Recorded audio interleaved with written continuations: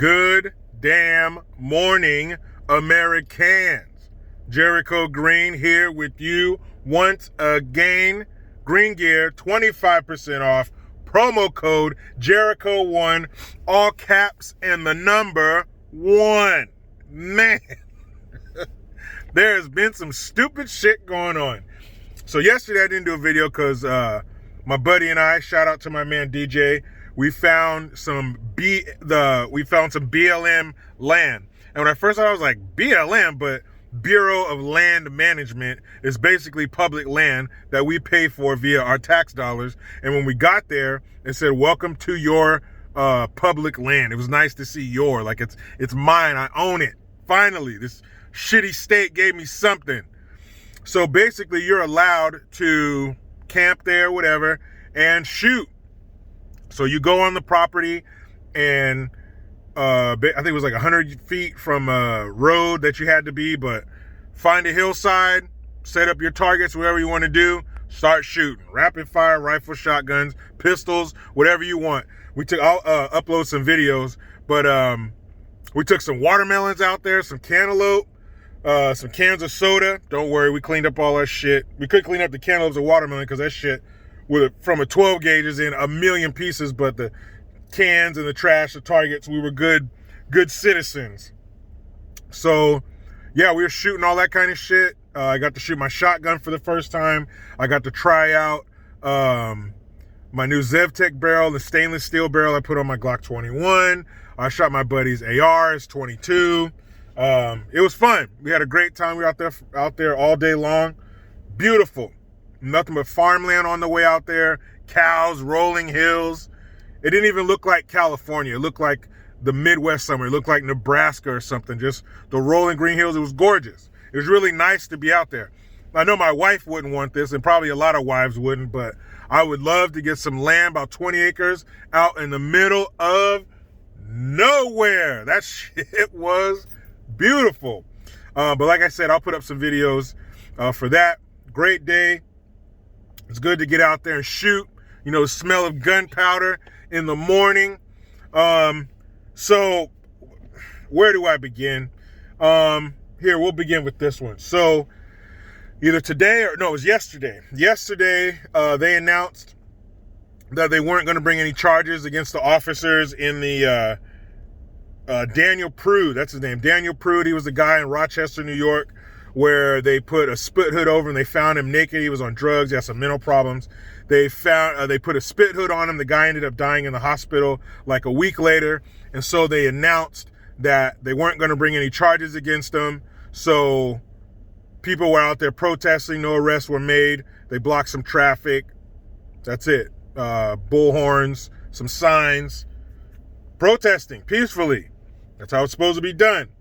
But the reason I'm talking about this is because I'm just wondering, I got one question, like Columbo would say, there is just one question. What happened to the riots? Because this past summer, it was black men dead by the police, riot and burn. Black men dead by the police, riot and burn. Black men dead by the police, riot and burn. Rinse and repeat all summer. Didn't matter. They could have had the dude on camera coming after the police with a 10-inch knife. Didn't matter. Got footage of him turning around, pointing a gun at the police. Didn't matter. Black men dead by the police, riot and burn. Period. So what happened? These racist monsters were let off once again, right? So where was the rioting and the burning? Did they finally learn that this is what peaceful protesting is? Because the same thing happened when they announced no charges were being brought against those officers in the Jacob Blake case. They did some protesting.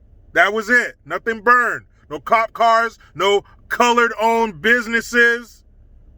So what happened? Did they figure out finally that this is how you peacefully protest? Are they tired? Are they all tuckered out from all their protesting this summer and violence this summer? That they're just like, man, I'm just going to go out here and protest. I don't got the energy for the burning and the car flipping and the fucking with the police and standing in their face and calling them names and cussing them out and saying all this horrible shit. I just don't have the energy. I'm tired. Is that what happened? Are they just beat from all the rioting they did this summer? Or is this the next phase of their plan? Or does that no longer serve them to riot and burn cities? Maybe that's what it is. Maybe now that Trump's not in the White House, they don't need to do that shit anymore. Because you know, if Trump was still in office, these cities would be on fire. That's just how it was. Antifa would be in town handing out bricks and shit, and there would be some damage done. There would need to be some assessment in the morning. So what happened? Why are they not reacting the same way now? Same country. It's only what? 4, 5, 6 months later? 7 months later? That's weird. That's a hell of a 180 if I've ever seen one in 7 months. Did they calm down? What happened? They all start drinking fucking chamomile tea? They all zen now? They started to meditate? What happened? Why do we not have the same reaction now? Nothing's changed. It's still an innocent, unarmed black man killed by the police, no charges brought. Just wondering aloud. And here's something disgusting for you. So Maxine Waters I think I have a link to this one. If so, I'll put it in the description box. So Maxine Waters, aka James Brown's body double, was doing some 3-way interview with some girl I don't know, and the other half of that song, WAP, or WAP, W-A-P, the retarded B song, Wet Ass Pussy. So, Megan Thee Stallion they're interviewing, these two girls are interviewing Maxine Waters. She said, she turns around like talking to her staff. Hey, what's that, the song? I heard that, the WAP or whatever. She's like, yeah, I heard that. And I was like, Maxine Waters and WAP is not what I want to think about. Ugh. That shit was gross. And what's even more gross than that image is what she said. She says, oh yeah, I heard that song. She's like, no, I like it. No, I like it. It's a good song. That's audacity. That's what you call audacity. See, I paid attention to the gangster rap of the 90s and stuff, and that was men asserting their dominance and saying whatever they wanted to say and objectifying women. But this is something different. You say whatever you want. Like this was empowering. Here's another example of how great we have it in our country, that two hood rats singing about their wet ass pussy is called empowerment. Do you hear the ridiculousness in that statement? And I'm sorry to keep saying that word, those of you who are faint of heart, but I'm making a point. These women are singing about their wet ass pussy, and that is considered empowering. That is audacity. That is asserting yourself. No, that is disgusting. And this is nothing new. What do they say? There's nothing new under the sun. You ever heard of Lil' Kim? She's been talking just like that since the early 90s. And it was disgusting when she said it. Call it a double standard if you want. I do not care. I think it's disgusting when women talk like that. There, I said it. Call me an old curmudgeon, a sexist, whatever you want. Like I said, I don't care. I think it's gross when they talk like that. Now, I'm not talking about saying cuss words. I'm not a prude. I have no pearls to clutch. But speaking in those, making songs like that, saying those things, yeah, get a mop in a bucket. No, I'm cool with that. But she's on there saying that that's empowerment. You hear that? That's what empowerment is. You got women who can't look at their husband in the eyes after sunset on a Wednesday without getting their ass beat, and it's condoned by everyone. But this WAP is empowerment. You got women around the world who aren't allowed to drive or go out in public by themselves, but WAP is empowerment. Now, I'm not saying we got to go around the world and save all these women. Captain Save a Woman. That's not what I'm saying.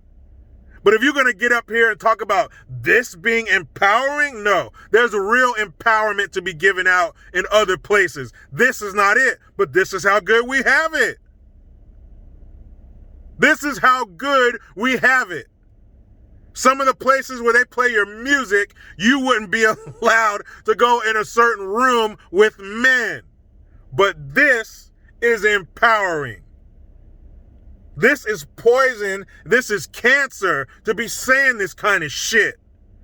Because there's going to be someone out there who takes the position you hold seriously and what you say seriously. And for you to talk about your overly moist vagina, that is not empowerment. That is music to some. That is entertainment. That is nonsense. And that's audacity. Oh my goodness. And you know, you can tell in the footage that those two women were prepared to be chastised. They were prepared for Maxine Waters to be outraged that they would make and or listen to a song like that. But that's not what they got. Because Maxine was captain of the USS Pander. Ooh. Let me get out here and talk to these young Thundercats. Let me tell them I'm down with the WAP. So instead of taking that moment to be like, yeah, I understand you guys, that's your business and everything, but yeah, that shit's gross. Or at least don't fucking highlight it and support it and condone it and call it audacity. Asserting themselves. Shut their rappers. Shut the fuck up. Are you kidding me? There's no one better you could have picked to uphold and highlight than Megan Thee Stallion and her WAP? Man, please. Here you go. Here's a cherry on top, guys. So I got this from a Tatum report. Shout out to B Tatum. So the other day, Biden was giving some speech talking about these sorry-ass European politicians that he wants to partner with. And he called out Angela Merkel. Is that her name, Angela? I'll get to that in a second. That's not what he called her. He did not call her Angela. But he was giving a speech, and he says, I'm eager to, and he messes it up twice. And when he goes back a third time, that's where he made his verbal misstep. So he goes, and he messes it up, of course. Classic Bidenis Pervertis. He goes, I'm eager to, I'm eager to, I'm nigger to, and then he continues. And it sounds like he says nigger, right?